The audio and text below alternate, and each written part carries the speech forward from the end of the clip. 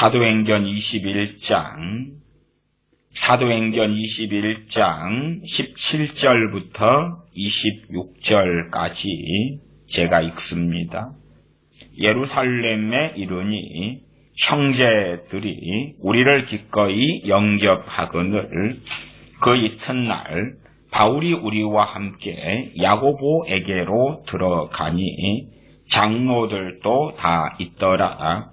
바울이 문안하고 하나님이 자기의 봉사로 말미암아 이방 가운데서 하신 일을 낱낱이 고하니 저희가 듣고 하나님께 영광을 돌리고 바울더러 이르되 형제여 그대도 보는 바에 유대인 중에 믿는 자 수만 명이 있으니 다 율법에 열심 있는 자라. 너가 이방에 있는 모든 유대인을 가르치되 모세를 배반하고 아들들에게 할례를 하지 말고 또 규모를 지키지 말라 한다 함을 저희가 들었도다. 그러면 어찌할꼬 저희가 필연 그대의 온 것을 들으리니 우리의 말하는 이대로 하라. 서원한 네 사람이 우리에게 있으니 저희를 데리고 함께 결례를 행하고 저희를 위하여 비용을 내어 머리를 깎게 하라. 그러면 모든 사람이 그대에게 대하여 들은 것이 헛된 것이고 그대도 율법을 지켜 행하는 줄로 알 것이라. 주를 믿는 이방인에게는 우리가 우상의 제물과 피와 목매어 죽인 것과 음행을 피할 것을 결의하고 편지하였느니라 하니 바울이 이 사람들을 데리고 이튿날 저희와 함께 결례를 행하고 성전에 들어가서 각 사람을 위하여 제사 드릴 때까지의 결례의 만기된 것을 고하니라. 아멘. 사도 바울이 3차 전도 여행을 마치고 예루살렘에 방문한 것이 나와 있습니다. 사도 바울의 전도 여행은 총 3차례로 이루어졌지요. 1차 전도 여행은 사도 바나바와 바울 사도가 중심이 되었고 2차 전도 여행부터는 이제 사도 바울과 실라 그리고 나중에 디모데 또한 의사 누가 같은 동역자들 함께 합니다. 일반적으로 역사적으로는 전도 여행의 일반적 시작을 AD 한 47년 정도로 봅니다. 47년 그리고 48년이 1차 전도 여행, 2차는 길게 잡으면 50년부터 53년, 3차가 53년에서 58년 그리 됩니다. 그리고 이제 이 58년에 3차 전도여행을 마치고 그리고 오순절 전에 예루살렘에 사도 바울은 도착하려고 갑니다. 그리고 예루살렘에 들어왔습니다. 그 다음에 21장 17절에 예루살렘에 이르니 형제들이 우리를 기꺼이 영접하거늘. 예루살렘 교회 형제들이죠. 그런데 이들은 누구냐 그러면 18절입니다. 그 이튿날 바울이 우리와 함께 야고보에게로 들어가니 장로들도 다 있더라. 여기에서 우리는 최소한 사도행전의 저자인 의사 누가를 포함한 이야기입니다. 야고보에게로 들어가니 장로들도 다 있더라. 그래서 17절에는 형제들이 우리를 기꺼이 영접한다. 얼마인지는 모르나 그래도 많지는 않았을 것이다 추측합니다. 그 다음에 야고보 감독입니다. 이 야고보 감독은 주의 형제 야고보로 일컬어지는 이고 야고보서의 저자로 인정받는 이입니다. 야고보서는 우리가 다 아시다시피 야고보, 소야고보나 대야고보 사도가 기록한 것이 아니라 주의 형제라 일컬어지는 야고보가 기록한 것입니다. 이 야고보가 당시에 예루살렘 교회의 감독이었습니다. 야고보에게로 들어가니 장로들도 다 있더라. 예루살렘 교회의 규모가 아주 크기 때문에 어떤 면에서는 초대형 교회가 되었습니다. 그래서 야고보 감독이 있었고 그와 함께하는 장로들이 있었습니다. 어떤 면에서는 감독 정치이고 또한 장로 정치이기도 하겠지요. 19절 바울이 문안하고 하나님이 자기의 봉사로 말미암아 이방 가운데서 하신 일을 낱낱이 보아니 저희가 듣고 하나님께 영광을 돌리고 그까지는 참 아름다운 장면들이 전개가 됩니다. 하나님께 영광을 돌린 다음에 이방인들 가운데 하나님께서 놀랍게 일하셨고 은혜를 주셨고 구원의 역사가 나타났고 교회들이 세워졌고 회개와 회심의 역사들이 있었구나. 너무나 감사하고 좋다.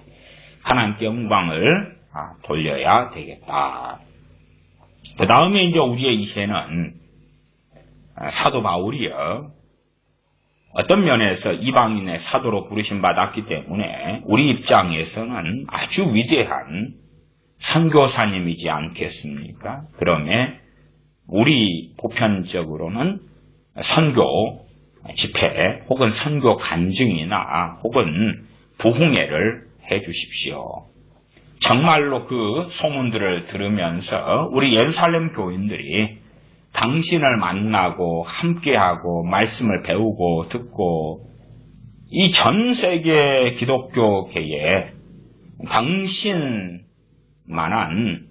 이러한 부흥사가 없을 거라 생각해서 당신을 부흥의 강사로 모시기를 우리 예루살렘 교인들에게서 그렇게 많은 그러한 청원이 들어왔습니다. 이런 부탁이 있으면 지극히 상식적이고 합리적이다. 그렇게 말하겠지요. 그런데 야고보 감독의 사도 바울에게 전하는 말이 아주 희한합니다. 희한해요. 어떤 내용이냐 그러면 20절 중간에 형제여 그대도 보는 바에 유대인 중에 믿는 자 수만 명이 있으니 주로 이 믿는 자 수만 명은 예루살렘 교회를 중심으로 있겠지요. 아직은 예루살렘 교회가 설립되기 전에 조직화되기 전으로 간다면 당연하게 주님의 공생에 주님께서 예루살렘 등에 들리셔서 말씀을 전하고 가르치실 때에 그때까지도 올라갈 수 있겠다. 그렇게 예루살렘 교회 교인들은 주장하지 않겠습니까? 직접적으로 이제 드러난 때는 오순절 마가의 다락방 120 문도가 하나님께 기도하고 그리고 오순절 날이 이름에 성령님께서 강림하시고 120명이 방언을 받고 그리고 그 방언으로 거기에 모인 각 나라에서 온 유대인 등에게 방언을 한 사건. 나아가서 베드로 사도가 일어나서 복음을 전하고 그리고 우리가 볼 때에도 놀라운 부흥이 일어난 사건을 주목해 볼 수가 있겠습니다. 그리고 짧은 시간에 3,000명, 5,000명이 주님께 돌아옵니다. 형제들아, 우리가 어찌할꼬 너희가 회개하고 주 예수를 믿으라. 그리하면 성령님을 선물로 받을 것이다. 그러면서 정말로 놀랍게 잠깐의 순간에 얼마의 시간 동안에 큰 수확을 하게 됩니다.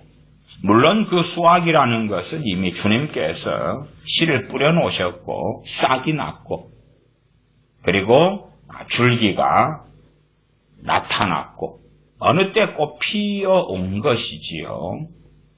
이미 주님께서도 공생의 세월 동안에 보라 밭이 휘어져 추수하게 되었다고 말씀도 하셨습니다.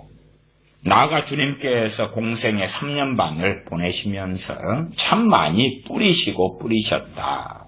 그것을 알 수가 있지요. 평양대부흥 이후에도 그렇게 기독교인의 숫자가 탁월하게 많은 것이 아닙니다.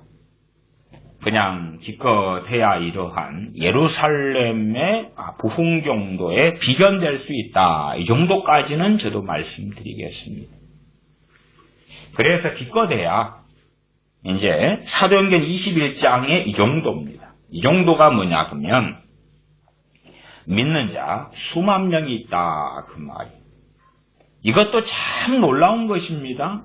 왜냐하면 1880년대에 복음이 들어와서 1907년 혹은 한일합방되는 1910년 정도 30년 끼익해야 그 정도. 그런데 믿는 자 수만 명이 생길 정도의 한반도 우리 선조 조상들 조선의 교회 혹은 대한제국의 교회 혹은 일제시대에 되어져 가는 무렵의 교회 그렇게 말할 수 있죠. 그러나 우리는 평양대부흥의 이 부흥을 사실은 국소적인 부흥보다도 전 세계를 뒤덮는 부흥처럼 착각하고 싶어 합니다. 부분적인 부흥이에요. 부분적인. 그래서 그 중심이 어딥니까? 평양이지요. 그리고 평양 대부흥 그렇습니다. 그 대부흥이라는 입장은 당연하게 우리 한민족의 관점과 입장이고 그리고 국뽕에 취하고 싶은 그런 것입니다. 과거에 18세기에 웨일즈 부흥이다. 그러면 웨일즈 대부흥 그렇게 하지 않지요. 웨일즈 부흥이라 그러지.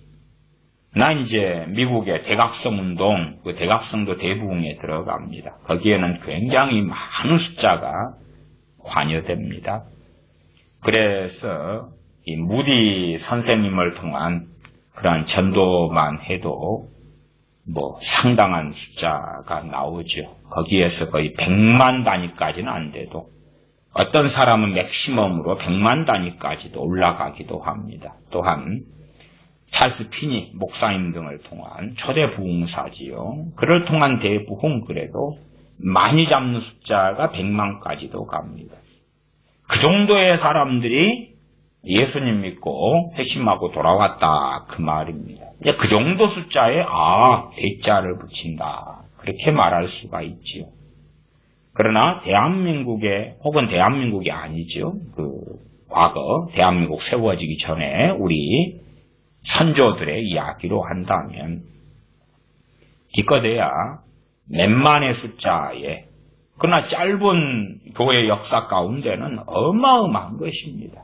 그러면 대자를 하나 붙여서 대부흥이라고 하자. 그리고 평양에서 일어났으니까 평양 대부흥이라고 하자. 그렇게 하고 온 것입니다. 그러면 지금 대한민국 인구가 5,200만이 되었을 때에 이 정도 숫자에서 우리의 체감하는 것은 그때 한 2천만 명, 3천만 명 돌아온 것 아닌가. 말하자면 당시에 우리 조상들의 인구의 한 절반이 안 돌아왔을까? 3분의 1이 돌아오지 않았을까? 그런 착각과 망상을 하지요. 그런 가운데 이제 제2의 평양 대부흥이 일어나면, 제2의 대부흥이 이 한반도 땅에 일어나면, 하나님을 아는 영광, 여호와를 아는 영광이 한반도를 가득 뒤덮을 것이다. 그러면 평양대부흥, 제2의 평양대부흥을 주시옵소서. 그런 기도도 많은 사람들이 열심히 해왔습니다. 연수가 된 교회들은 자신의 연수를 자랑했고요. 그러면 이 사도행전의 예루살렘 교회는 어쨌든 교세가 아주 큽니다. 오순절로 가면 약 AD 29년, 그 다음에 이때 사도 바울의 예루살렘 방문을 한 58년, 3차 전쟁 마친 58년이나 혹은 59년으로 이렇게 보아도요.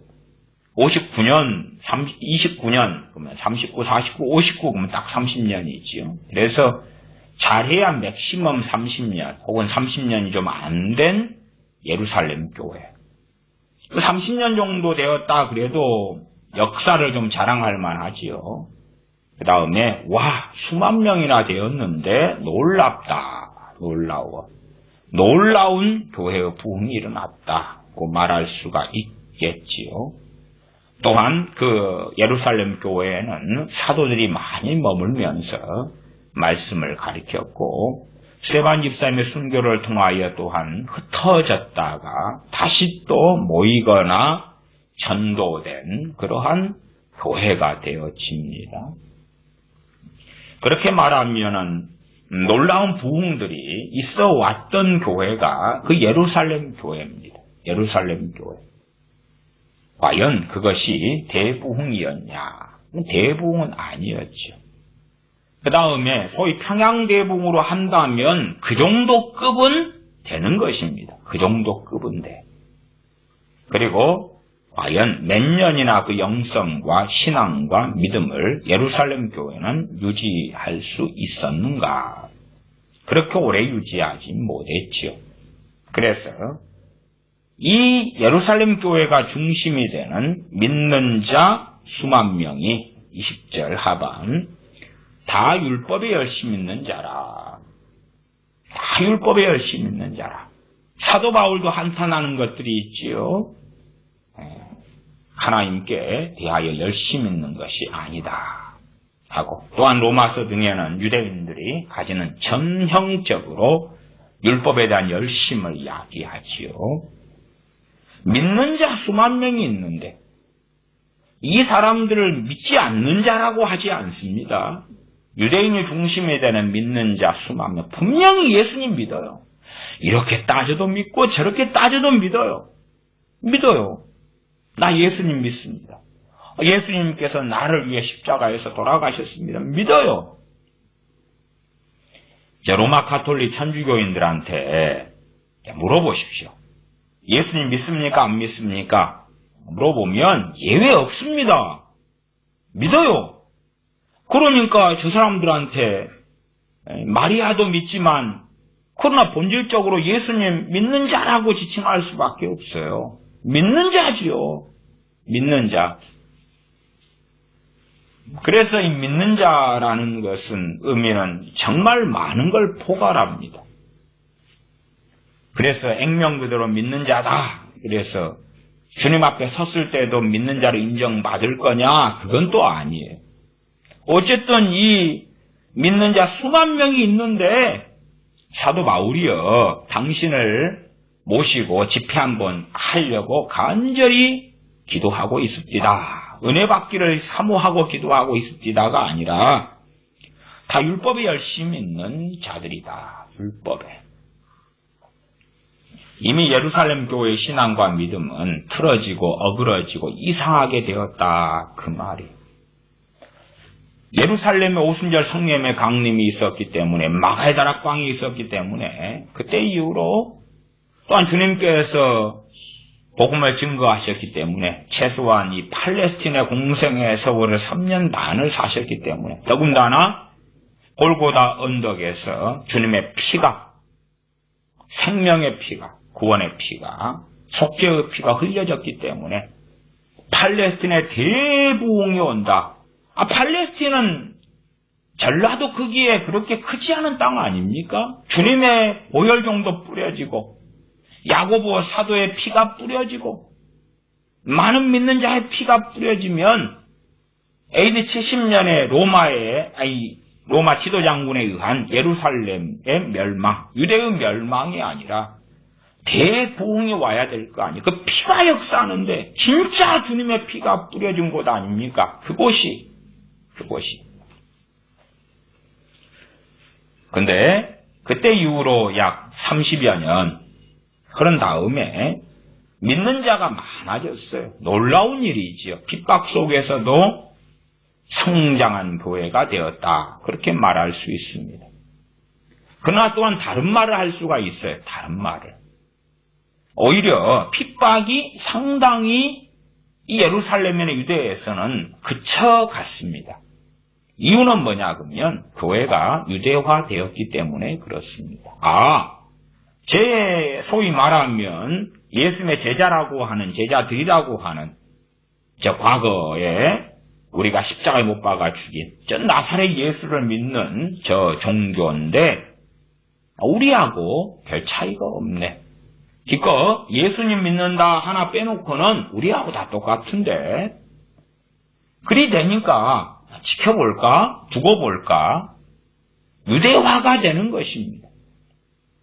아프리카에도 라인하르트 본케 목사님 등을 통하여 상당히 많이 광범위하게 복음이 전해지기도 했습니다. 전해지고 그 앞에도 좀 그러기도 했습니다.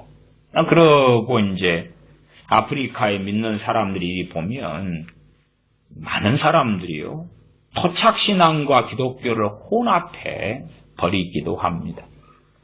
귀신 역사하면 심지어는 성경책을 들고 다녀요. 물론 성경책을 안 읽어요. 안 읽고 무당의 주술적인 그러한 재료로 성경을 사용해요. 성경책을 들고 다니면서 머리를 톡톡 때리고 두드리는 거죠.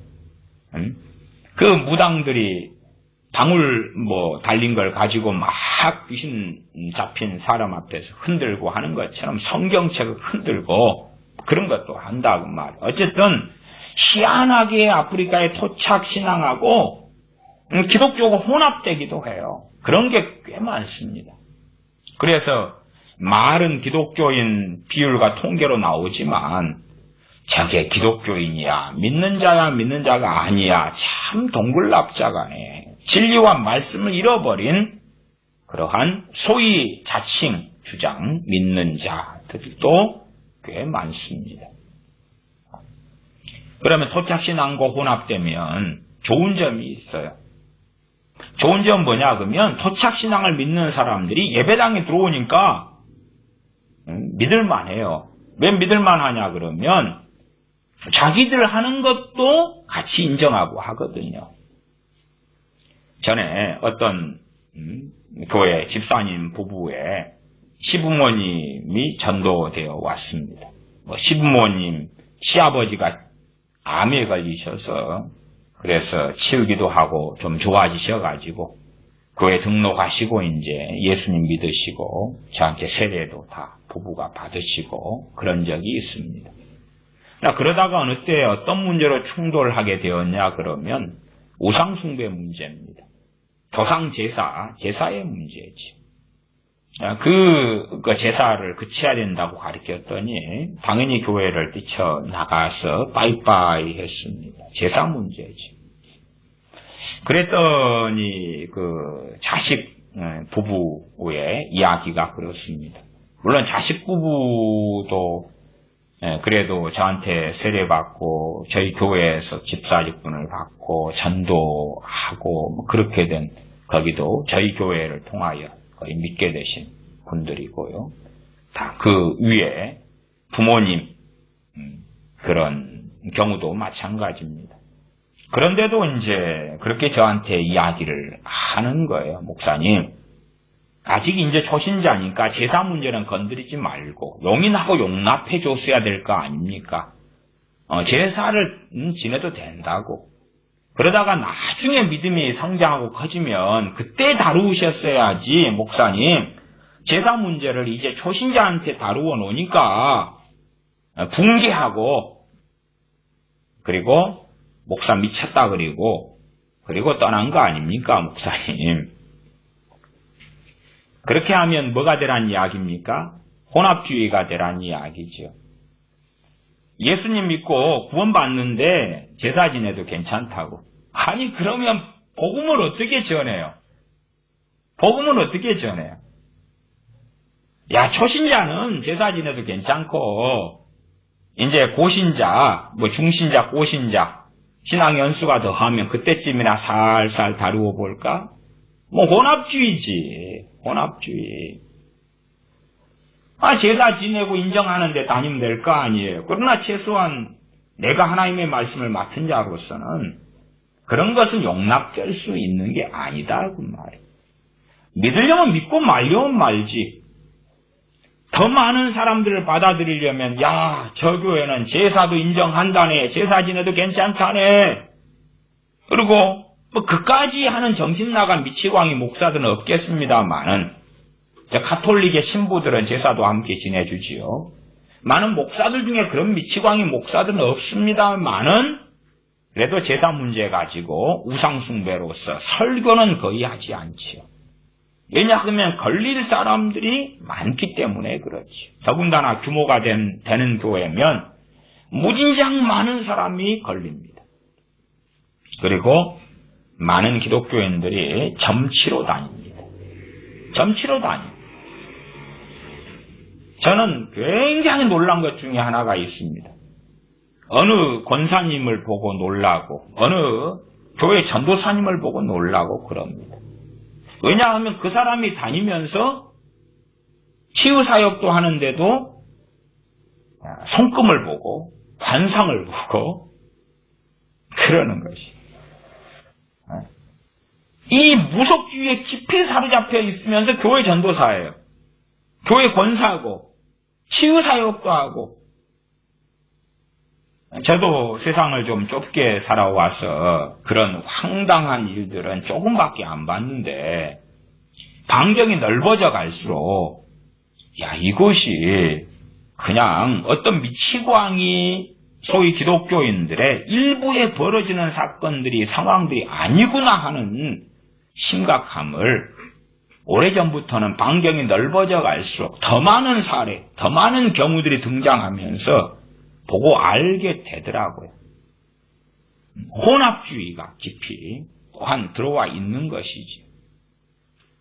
그러나 우리가 아프리카의 어떤 토속신앙을 볼 때는 저 인간들 정상이 아니구나 그러지만 그러면서도 우리나라 대한민국 안에서 전통적으로 하고 있는 것들에 대해서는 전통적으로 해왔으니까 정상이라 그러는 것이지. 코로나 사태를 통하여서 정부 지원 등을 통하여 코로나를 멈추는 식김국 같은 것을 하고 그러지 않습니까? 구다는 대한민국. 지금은 산마다 가면 돌탑들을 무진장 쌓아놔요. 돌탑들 죽어라고 쌓는 것이 한 90년대에 들어오면 80년대까지는 거의 없었습니다. 90년대 정도 들어오면 산들마다 돌탑들을 무진장 쌓아놔요. 쌓아놔. 귀신을 불러들이고 산천 사냐를 마귀에게 바치고.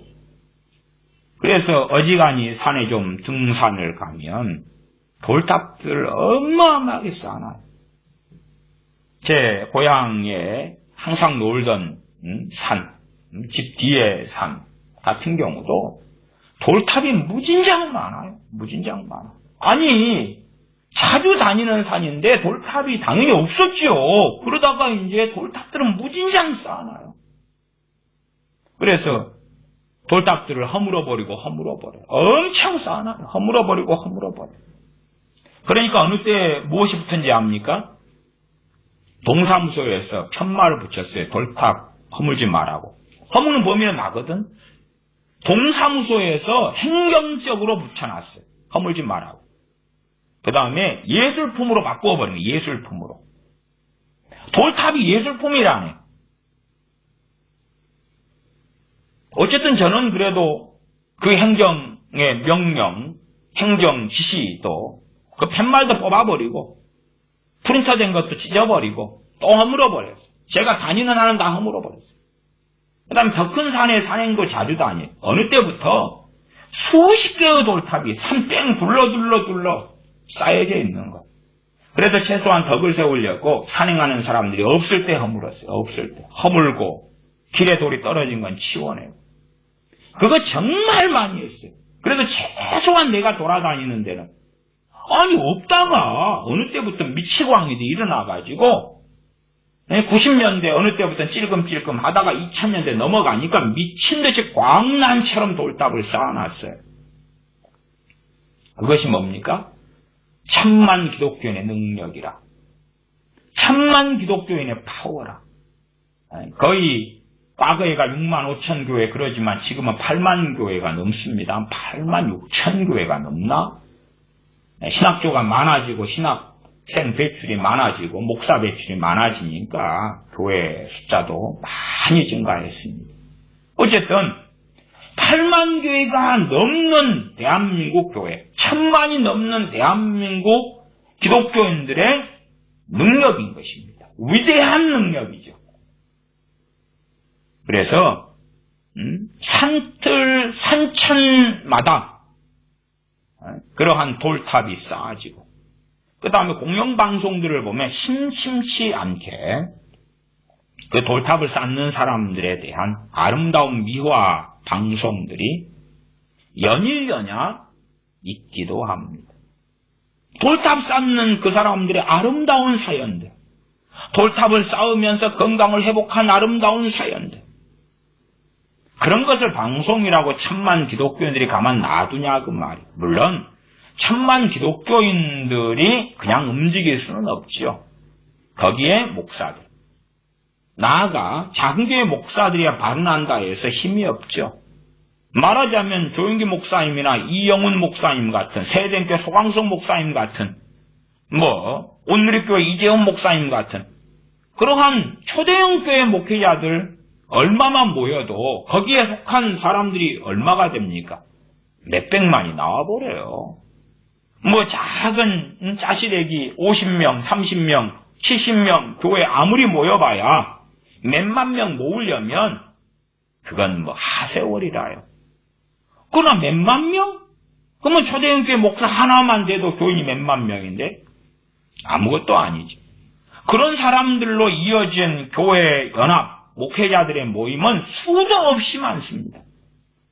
그 목회자들의 모임에서 발제 하나 해가지고 문제 제기하고 교인들에게 그러한 사태를 이야기하고 그렇게 해서 그런 공영방송 보이콧 해버리면 될 텐데 그런 것은 관심도 없고 나아가서 그런 것만이 아니라 아니 어떻게 믿는 자가 1000만이 넘게 하나님을 예배하고 경배하는데 산마다 이제는 우상숭배의 중심에 되는 돌탑들이 쌓아져가고 마귀를 불러들이는 그러한 것이 팽배하게 되었느냐. 그러면서도 한국 교회 목회자들과 교인들은 우리가 믿음이 좋았기 때문에 우리가 기도를 많이 했기 때문에 대한민국에 부국 강병이 왔고 수출해서 놀라운 성과를 거두었고 대한민국 기독교인들이 이만큼 되었다고. 그러니까 앞으로는 더 좋은 일이 있을 거라고 생각합니다. 그래서 뭐가 코드가 맞았냐 그러면 신사도 운동의 대부흥과 코드가 맞았습니다. 나아가서 신사도 운동을 제외하더라도 상당히 많은 사람들이 대부흥을 믿고 있습니다. 대부흥은 곧 올 것이야 믿고 있습니다. 더군다나 한반도 안보 상황이 지금 상당히 나빠지고 있죠. 경제 상황은 두말할 것도 없습니다. 그러니까 더 주장도 합니다. 대부흥이 올 것이라고.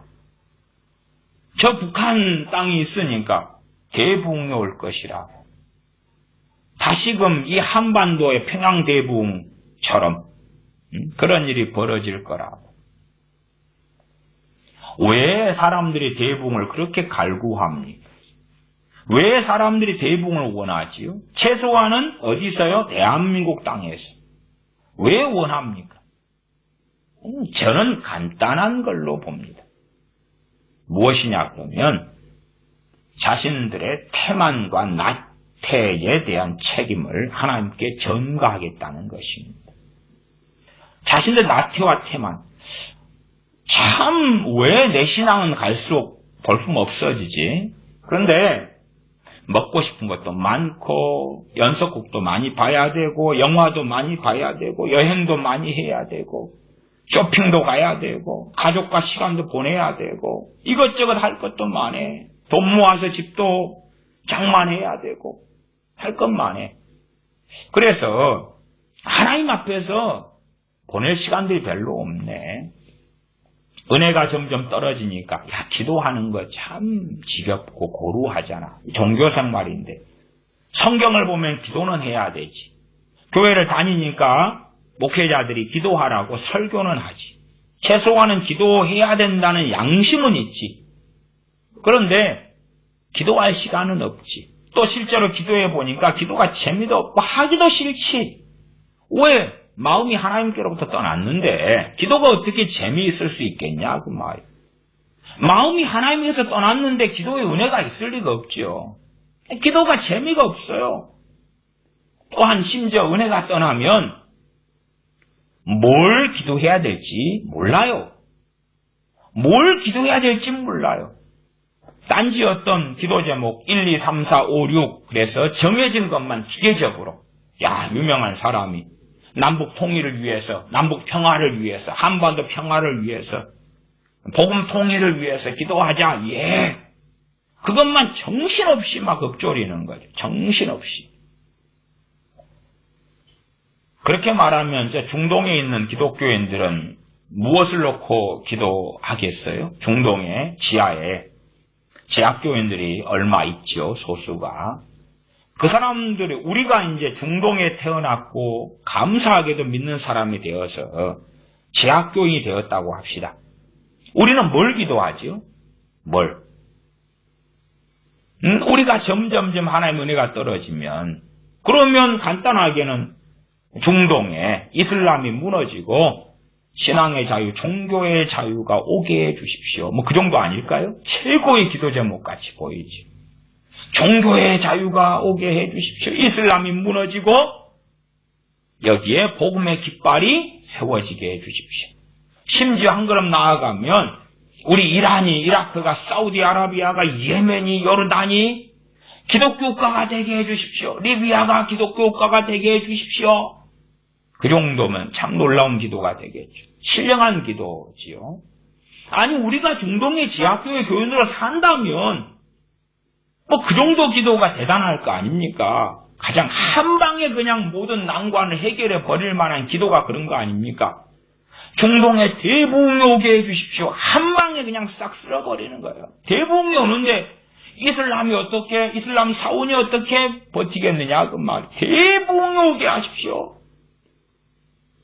아니면 최소한 이슬람도 인정하고 기독교도 인정하고 뭐 불교도 인정하고 힌두교도 인정하는 종교의 자유가 왔으면 좋겠습니다. 종교의 자유. 종교의 자유가 국가적으로, 법률적으로, 헌법적으로 인정되고 시행되게 해주십시오. 그 정도 아니겠어요? 입장을 한번 바꿔놔보라고 말이에요. 그러면 객관적으로, 아니 우리가 거기에서 기독교인들 살았다면 또한 한 세대 전에, 두 세대 전에, 세 세대 전에, 세 세기 전에 30년, 60년, 90년, 아니면 100년, 200년, 300년, 500년 전에 살았다면 그랬을 거 아니에요? 이슬람이 AD 한 600년대에 발원하고 일어나지요. 그 이후로 중동이 얼마나 강력한 이슬람 세력으로 변합니까? 변모합니까? 거기에 기독교인, 이슬람이 맨 처음에 들어오면서는 그곳에 살던 기독교인들을 관료도 삼고 행정의 공무원으로도 삼고 온건한 정책을 행했었거든요. 그 다음에 어느 때부터 이제 아주 강경하게 그렇게 바뀌어 갔지요. 점점점 소위 개구리가 삶아지는 것처럼 그렇게 이슬람 안에서 그 중동 지역의 기독교가 동화되어 왔다 이렇게도 표현하겠습니다. 그 다음에 봄날이 언제 오는가? 나 최소한 그 오래 지하교회 교인들의 생존에 왔는데 대의 대를 이어서 봄날은 오지 않았죠. 그러면 소망은 뭐겠어요? 항상 소망은 그런 것입니다. 우리 세대에 오겠지. 소망은 그런 것이에요. 100년 전에 중동의 지하교회 교인들이 꿈을 어떻게 꾸었겠어요? 우리 때에는 일어나겠지. 그리고 죽었단 말이에요. 그 다음 세대는 우리 때지요. 이 대부흥에 대한 열망이 언제부터 있었겠습니까? 언제부터? 그런 것은요, 정말 오래전부터 있었어요. 구약시대는, 요시야 왕 때의 종교개혁, 여호사밧 때의 개혁, 뭐 그런, 있잖아요. 왕들, 참, 또 다윗 시대처럼, 정말로 하나님을 경외하고, 아름다운 성가대가 서고, 다윗의 장막이 일어나고, 그 아름다운 때를 꿈꾸지요. 물론 다윗 시대 때도 그렇게 대단히 신령하지 않았습니다. 대단히 신령했다면 다윗의 자식들을 따라서 다윗을 따르는 이보다 반란 일으키는 압살롬 같은 일을 따르는 이가 훨씬 더 많아요. 훨씬 더 많아. 그러니까 다윗의 시대에 대한 유대인들의 강렬한 미화가 있고요. 그 다음에 우리들 같은 크리스천들의 미화가 아주 강렬합니다. 그러나 성경에 상당한 자료들이 나왔는데도 우리는 미화를 좋아해요. 미화를. 다윗 시대 때 놀라운 평화가 왔습니까? 아니요. 전쟁하는 때가 되면 철이 되면 계속하여 전쟁을 수행했어요. 정복전쟁이요. 계속하여 전쟁을 수행하고 그리고 주변 이 족속들을 병합시키고 속국으로 만들고 그렇게 해갔던 것이에요. 전쟁을 하면 우리의 청년이 죽지 않습니까? 우리의 자녀들이 죽지 않습니까? 다윗이 나를 따르라 했으니까 아무도 안 죽고 아무도 부상도 안 당하고 장애인도 안 생기고 뭐 그렇게 전쟁이 수행됐을 것 같냐 그 말이에요. 정말 다윗 시대 때의 환각처럼 다윗 시대가 오기를 바란다. 그 다음에 이제 메시아 시대에 대한 환각도 마찬가지입니다. 유대인 입장에서는 메시아께서 오시는 시대가 되면 그러니까 우리가 가지는 환각이 뭐예요? 대부흥하고 이게 코드가 굉장히 많습니다. 메시아께서 오시면 광야가 사막이 꽃동산되고 광야에 꽃이 피고 물이 없는 사막에 강이 흐르고 로마 등의 속국이나 주변국의 침략이 멈추고 꿈꾸는 다윗 왕국 때이저 이상으로 돌아가서 말하자면 유대인을 통한 이스라엘을 통한 대제국이 일어나는 그 환각이지요. 그 환각 가운데 메시아를 그렇게 기다려왔습니다. 그렇게 기다려왔어요. 그러면 전 나사렛 예수라는 양반이 메시아 아닐까? 라고 누가 주님 오셨을 때 이야기했을 때에 그 환각증의 유대인들이 다 잡혀 사는데 정신 나간 미친 소리 하지 말아라. 선지자 중에 하나일 수는 있는데 메시아는 택도 없다.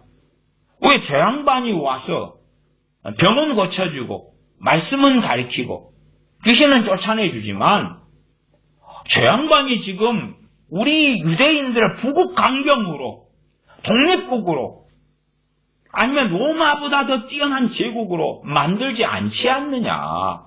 저 양반은 지금 정치적 일도 해야 돼. 정치적으로 세력을 만들어야 될 거 아니에요. 그래서 소위 말하면 장관도 세우고 뭣도 세우고 뭣도 세우고 군사도 일으키고 독립군도 또 확고하게 만들고 돈도 끌어들여가지고 군자금을 가지고 군인을 양성하고 그래야 될 거 아니에요. 그런데 그런 일에 대하여 주님은 전혀 관심도 없고 하지도 않는 거예요. 그러한 대부흥의 환각증, 유대인으로 한다면 메시아께서 오시는 메시아 시대가 되면 그런 것입니다. 그 다음에 사도행전 2장 이후로 소위 말하면 얼마간에 예루살렘 교회 입장으로 이야기한다면 예루살렘 대부흥이다 그 말이에요. 3,000명, 5,000명이 돌아오는 그 놀라운 사건들에 대한 경험을 최소 예루살렘 교회, 유대인 교회는 가지고 있어요. 그러니까 이들도 계속하여 환각증을 꿈꾸지요. 다시금 오면 다시금 오면. 물론 아직 이때에도 사도들이 다 순교당한 때도 아니고요. 나아가 이방인의 사도인 사도 바울은 살아있을 때입니다. 그리고 직접 이방인의 사도인 사도 바울이 예루살렘을 방문을 합니다. 그런 때 또한 미국도 마찬가지입니다. 영국도 그 옆에 지금은 다 영국으로 통합됐습니다만은 그 옆에 웨일즈가 있죠. 웨일즈 부흥이다. 요한 웨슬리 때의 부흥이다. 조지 히필드 때의 부흥이다. 무디 선생님을 통한 조나단 에드워드를 통한 또한 미국의 인디언 부족들 가운데에는 데이비드 브레이너드 선교사님이 데이비드 브레이너드 생애와 일기 책인데 데이비드 브레이너드 선교사님이 1700년도에 그리고 이제 나중에 병들어 일찍 한 29 이럴 때에 몇 년 사역하다가 돌아가셨는데 그때 조나단 에드워드 목사님의 딸이 병간호하고 조나단 에드워드 목사님이 그의 일기들을 편집해서 책으로 냈지요. 1700년도. 이런 분을 통하여 부흥이 왔지. 부흥이 왔어요. 조금 왔지. 그러니까 이런 것들을 통하여 대부흥을 꿈꿔왔습니다. 더 큰 것. 왜요? 대부흥이 오면 나의 고루한 신앙생활은 이제 끝날 거거든.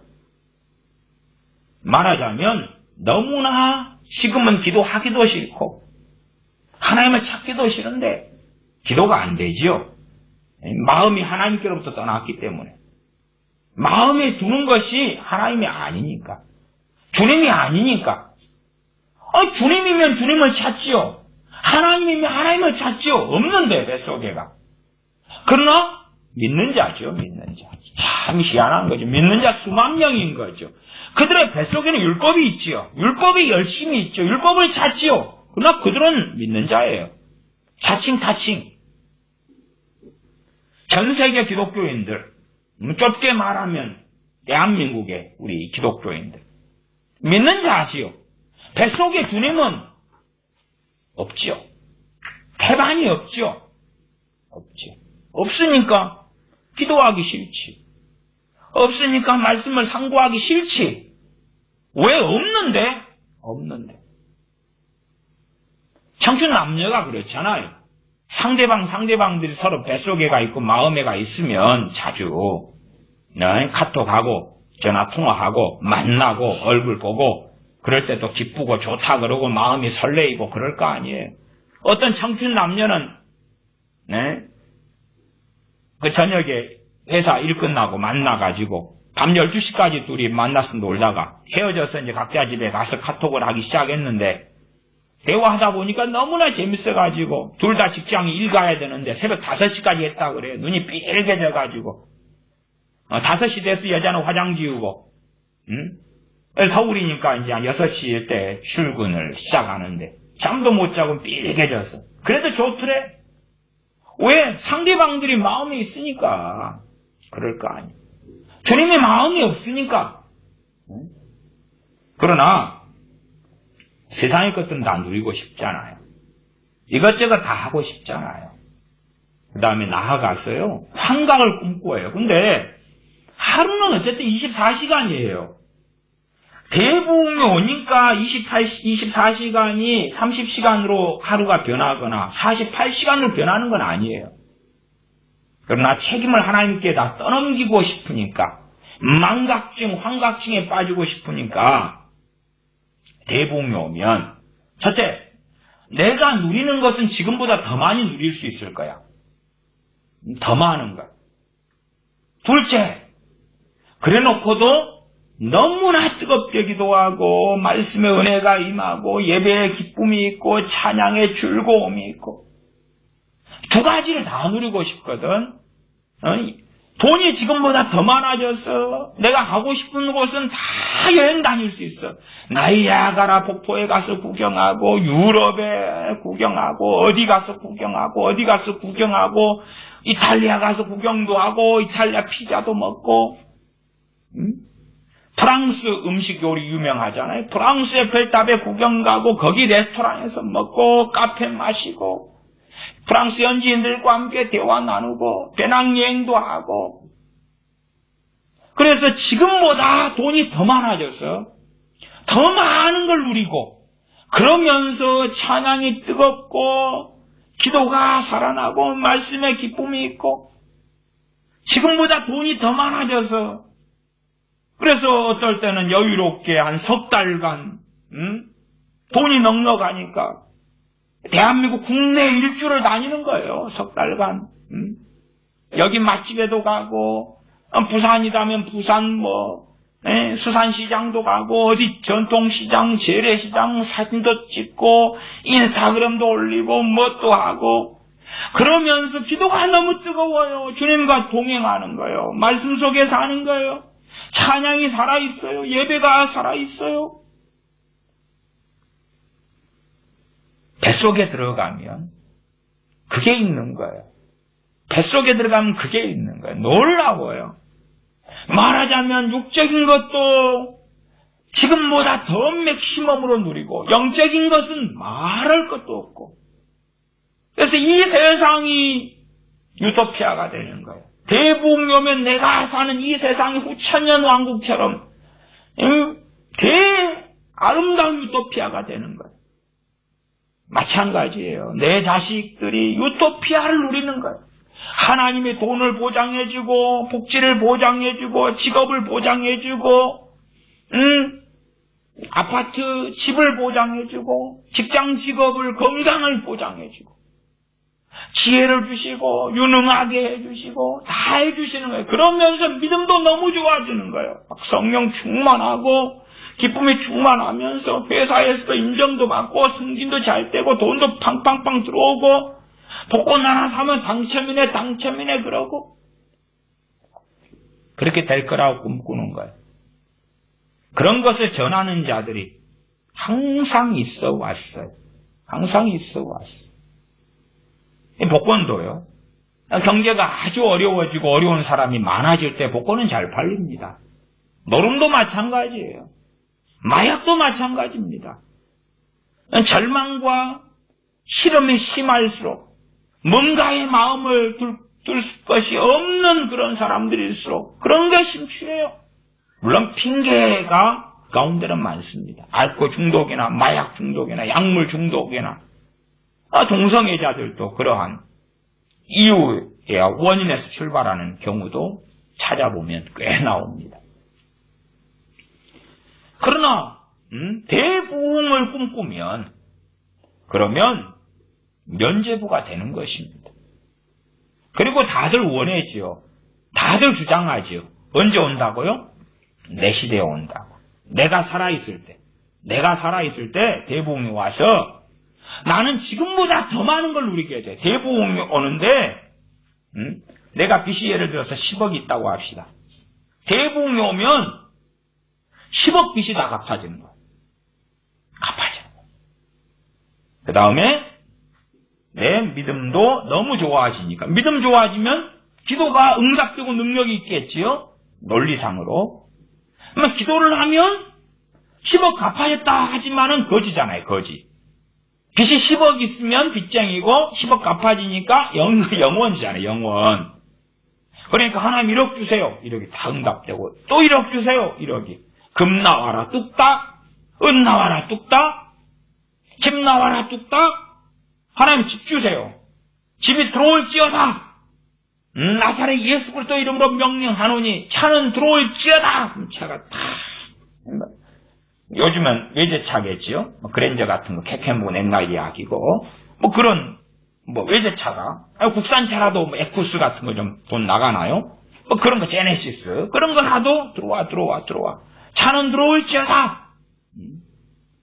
그랬더니 장난감 차가 들어오면 어찌 되겠어요? 그런 게 들어오면 안 되지. 아니면 폐차장에 들어갔던 차가 나오면 안 되지요. 아주 삐까뻔쩍한 새 차가 와야 되지. 대부흥은 항상 인기가 있는 컨셉이에요.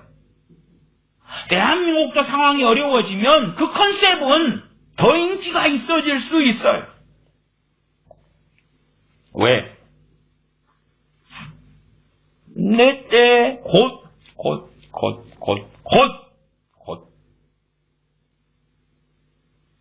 그러잖아요. 올해도 많은 크리스천들이 여차여차하게 죽었습니다. 극단적으로는 코로나 때문에 죽기도 했고, 교통사고로 병들어서, 아니면 노환으로 이미 연세가 많으셔가지고 자연적으로 돌아가시기도 했어요.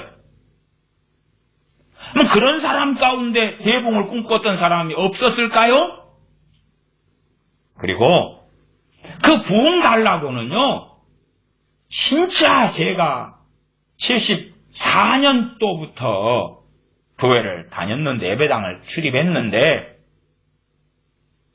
그때 70년대의 기억은 좀 흐릿합니다.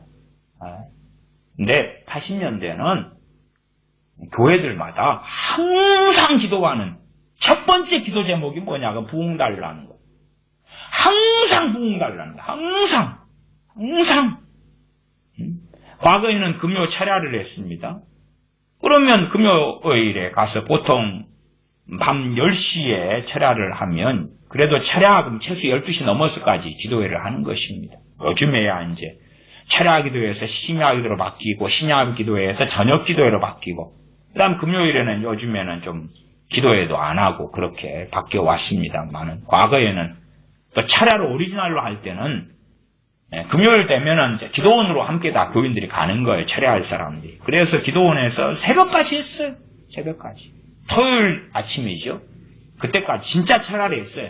기도를 하면 그래도 한 4시간 이상 그렇게. 그래도 기도 제목은, 핵심은 부흥입니다. 부흥.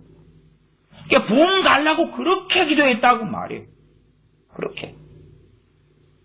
그러면 최소한 그래도 대한민국의 상황을 뭘로 말해야 될까요? 대한민국의 상황을. 부흥이 왔다 그래야 되나요? 안 왔다 그래야 되나요? 그러나 80년대라면 그렇게 많이 기도했는데, 경제적으로는 90년대에 들어왔을 때에 아주 좋아졌어요. 그러나 영적으로는 90년대에 가면 이미 이제 볼장 다 봐요.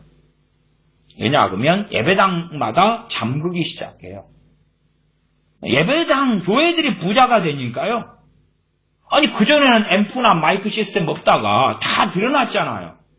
도둑놈들이 그것을 훔치지요. 그러니까 잠가놔야지 어쩌겠어요. 그전에 선풍기 없다가 선풍기 설치하잖아요. 선풍기 뜯어 돌아가거든요. 그 다음에 그전에는 예배당이 있어도 허름하고, 그래서 저도 천막교회에 다니고 그랬습니다. 천막교회 거적대기 깔아놓고 예배드렸어요. 78년, 79년, 80년 저는 거적대기 깔아가지고 예배드리는 것을 모두 다 80년까지는 천막교회에 거적대기 깔아놓고 예배드렸거든요. 그러니까 그런데 가서 노숙자나 잠잘 사람이나 청춘 남녀가 그런데 갑니까? 안 가지요. 그런데 어찌 가요? 그러나 더 삐까뻔쩍하고 아름답게 되니까 청춘 남녀가 교회 문 열렸으니까, 예배당 문 열렸으니까 들어가지 않은 거예요. 새벽 기도 드리려고 새벽 4시 반에 나와서 보니까 청춘 남녀가 그거 자고 있는 거예요. 잠가야지. 잠잘만하게 좋게 이제는 복지로 돌아섰거든요. 예배당의 의자도 좋아졌고, 까는 것도 좋아졌고, 좋게 변했단 말이에요. 돌아갈 것도 많아졌고, 예배당 문을 잠가야지요. 물론 잠가도 기도하는 교인이 많다면 안 됩니다. 아니면 다른 기도실이라도 만듭시다. 그러나 이해관계가 서로 맞아요. 기도하는 사람들도 그때 되면 또 끊어지고 적어지고 사라졌단 말이에요. 90년대 들어와서는. 그게 80년대에 그렇게 기도했던 대부흥의 결과인가요? 아니면 90년대에도 여전히 교회들마다 부흥 달라고 기도합니다. 2000년대에도 그렇고 2010년대에도 그렇고 2020년대인 지금도 그러고 있어요. 정말 부흥 옵니까? 그 다음에 그 세대마다 크리스천들은 안 돌아가셨나요? 다들 그렇게 믿었어요. 내 때에는 볼 거라고. 그리고 돌아가셨어요. 물론 지금도 부흥 달라고 기도하지만 그 양반들도 기도하다가 상당수는 돌아가시겠죠. 못 보고. 그러나 그러면서도 살아있는 사람들은 또 그렇게 해요. 내 살아있을 때 볼 거라고. 내 살아있을 때 어마어마한 돈도 들어오고 세상에 영광도 없고 그 다음에 깨어나고 변화되고 살아있는 신앙이 되고 깨어있는 믿음이 되고. 저 북한의 지하교회 교인들이 신앙의 자유를 잃은 지가 얼마나 오래됐나요? 정말 오래되었지요. 모대도 45년 해방된 다음에 북한 김일성과 소련이 손을 잡고 북한을 완전히 닫아버렸지. 심지어는 목사들을 선전물로 사용해서 지배하고 조종하고 북한에 남아있는 교회들에게 6.25 전쟁을 위한 헌금을 바치게 했지요. 총알 헌금, 미사일 헌금. 교회들도 열심히까지는 아니어도 준강제적으로 6.25를 위하여 소위 말하면 남한 해방전쟁이기 때문에 헌금을 바치기도 했죠. 그 자료들도 그대로 다 있습니다. 당시에 김익두 목사님, 그 불의 사자, 일제시대에 하나님께 크게 쓰임받았던 하나님의 종인 김익두 목사님을 전면에 내세웠죠. 그렇게 해서 6.25 전쟁, 한국 전쟁이 벌어졌습니다. 한국 전쟁 당시에 기독교인들을 공산당이 얼마나 죽였냐? 그러면 일제시대하고 비교하면 몇 배죠? 8배 이상인가? 일제시대에 일본이 기독교인들을 죽이는 숫자하고 신사참배에 반대한다고 핍박하면서 죽인 숫자하고 6.25 사변 때에 공산당이 크리스천들을 죽창으로 찔러 죽이고 총으로 쏴 죽이고 때려 죽이고 하는 것은 가뿐하게 8배 이상이 될 것입니다. 자료들, 통계들 다 있으니까. 그렇게 북한은 끔찍한 나라가 되었어요. 그러면 1945년에 내가 북한에 있다고 합시다. 대학교 교인이 기도해요. 한 20살이에요. 20살. 와, 뜨겁게 기도해요. 그러면 20살, 45년에 20살이다 그러면은 지금까지 살아 계시겠어요? 대부분 죽으셨겠지. 45년이다 그러면 나이가 몇 살이 되는 거예요? 95살 정도 되는 거 아니에요? 어떻게 살아 계시겠어요? 대부분 죽으셨겠지. 아니면 점점점 세대가 흘러가지고 나 때에는 그러고 있지만 그러나 그런 사람들이다 해도 청춘은 대부분 지나갔겠지.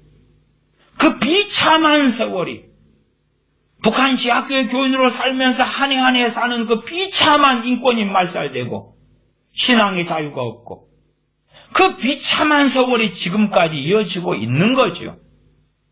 물론 하나님의 은혜로 6.25 사변 1.4 우태 때에 이어져서 흥남철수에 북한의 기독교인들이 9만 몇천 명이 탈출이 가능해져서 탈출했습니다. 그게 흥남철수의 사건이죠. 그때 미국은 기도의 날을 시정해서 기도했고 이승만 대통령을 중심으로 한 한국교회도 그렇게 기도하고 금식하며 엎드려서 흥남철수 때에 북한의 기독교인들의 대다수가 탈출하게 되었습니다. 그러나 다는 아니었어요. 100%는 아니었지. 지하교회 교인들이 남지요. 그리고 얼마간 신앙이 이어져 오고 이어져 옵니다. 우리가 북한의 지하교회 교인들이라면 무엇을 기도하고 무엇을 원합니까? 당연하게 기본적인 인권이고 신앙의 자유지요. 해방이지요.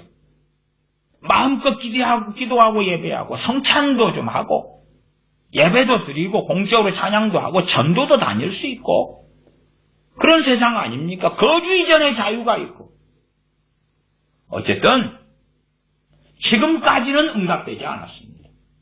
지금까지. 아니 45년에 북한에 있었다. 그 다음에 북한의 평양대봉, 나 그 평양에 살고 있었어.